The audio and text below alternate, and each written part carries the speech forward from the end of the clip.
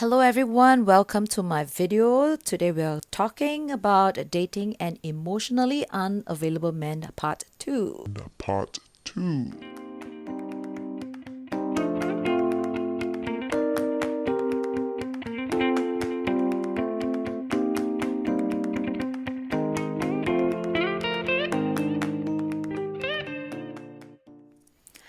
As you can tell, there are more parts to this series of videos. That means there are really a lot of emotionally unavailable men out there. And if you have not watched part 1, I'm going to link it up above here or at the end of this video or at the link below. So whether you have watched or not part 1, I encourage you to watch it because there's a lot more description of what an emotionally unavailable man is. But nevertheless, a question for those who have watched. What do you feel after watching? Do you resonate? Do you feel that there are a lot more emotionally unavailable men out there? And if you're trying to understand the psychology of these emotionally unavailable men but still want to pursue you, then I would encourage you to watch until the end of this video where I will explain why we are perpetuating this kind of behavior. So in the meantime, yes, help me to hit the subscribe button and the bell notification so that you will not miss any of my future uploads, especially the series of Emotionally unavailable man. and I've got like another 6 to 7 more parts to tell.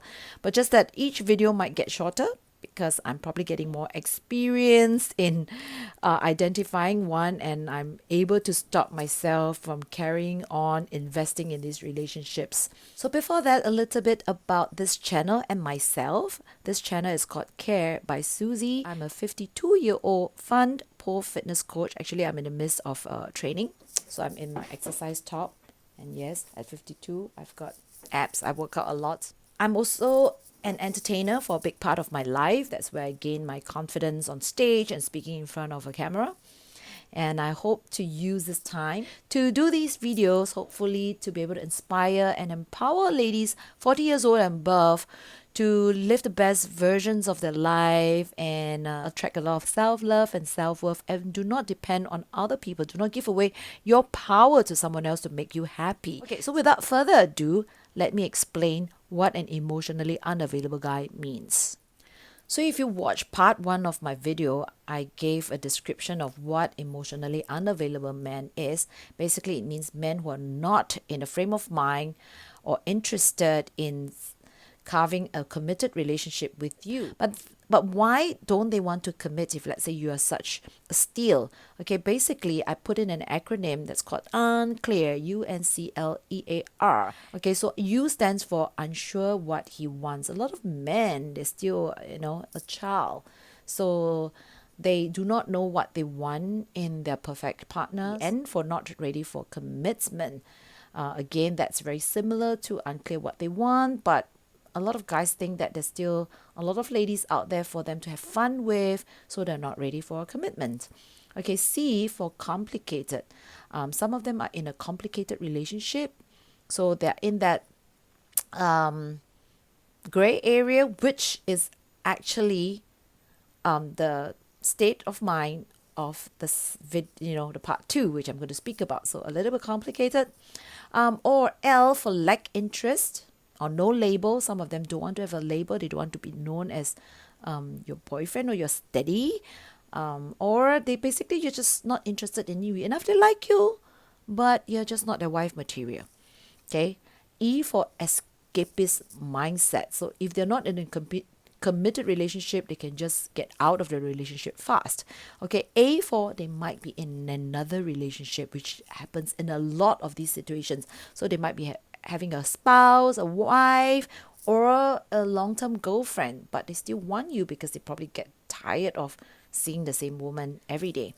And last but not least, R, they could be on a rebound. So they probably have broken up and now they are jumping into another relationship, and at the same time they don't want to be committed. Now this is going to be very apt for one of my part, which is probably my part 3. So do come back and watch all my series. But that said, bear in mind that these guys may not be bad guys. I'm not saying that all emotionally unavailable men are bad people. but most time they're just selfish jerks. Selfish jokes. But a lot of times we women have to be blamed because we're feeding them off with this desire to remain unemotionally available because we still offer our girlfriend benefits to them. So ladies, you have to stop if you do not want to perpetuate this kind of behavior. However, if you're on the same side of the bargain as these men, that means you are also looking for a hookup and you do not mind the non-committer, then by all means, okay, you are allowed, you're okay to go ahead with these kind of non-committal relationships. So with all that introduction, let me proceed to part 2 of my dating and emotionally unavailable man story. So part 2, I have a British man living in Singapore. So British guy found me on Instagram and connected with me, and basically we were chatting every night during the lockdown period. He was mostly sweet and gentle and often complimenting me on the videos that I posted on Instagram. And I quote what he said. I wasn't looking at your videos per se, but it was nice to know that someone is working hard while I slog away through my computer late into the nights. Wow, I actually found that a little bit heartwarming. So right after the lockdown, he was actually one of the first people that I met. We went on a couple of dates and was really nice. But very shortly, he actually confessed and admitted to me that he actually was living with a past partner.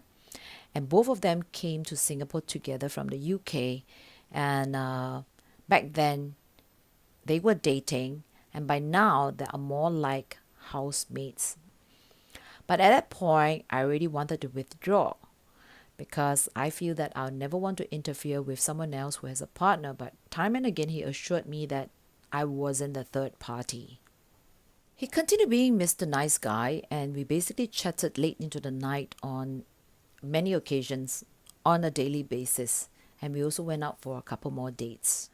So on one of the occasion, we arranged to meet on a Friday. But the universe has it that on Wednesday, 2 nights before we were supposed to meet on a Friday date, that I was jogging and I bumped into him fine dining his supposed housemate. So at that very instant, I chose not to confront him, but also chose not to continue with that Friday date, and not anymore. Well, Mr. British Guy also did not pursue because he knows no matter what he said, I was not going to be pursued. In fact, did he try to engage me anymore after that? Yes, he did. But I was turning off my temperature From warm to lukewarm to cool. Alright, so ladies, now you have part 2 of my story. I need to hear your comments on what are your experiences, what I should have done right, what I should have done wrong, and maybe if you want to find out how, whether I feel hurt, I would say I'm just disappointed that men think that it's okay to hurt us and not heed what we tell them right in the beginning. And I'm disappointed that men still want to try with us giving signals that, stay away if you're not ready for a commitment. We all have to use our gut feel, our heart. And importantly, in future topics, I'm going to talk about self-love, self-worth, law of attractions, manifestations. And this became a big part of my life to ensure that I'll continue to be happy and positive. Even though I meet people like this, I take every of my experience as a learning curve.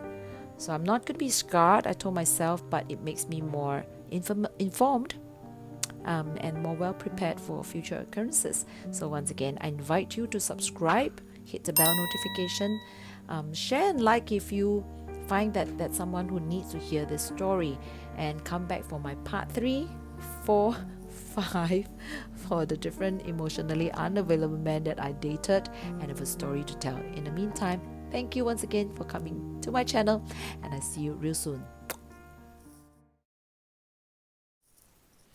So on one of the occasion, okay, retake.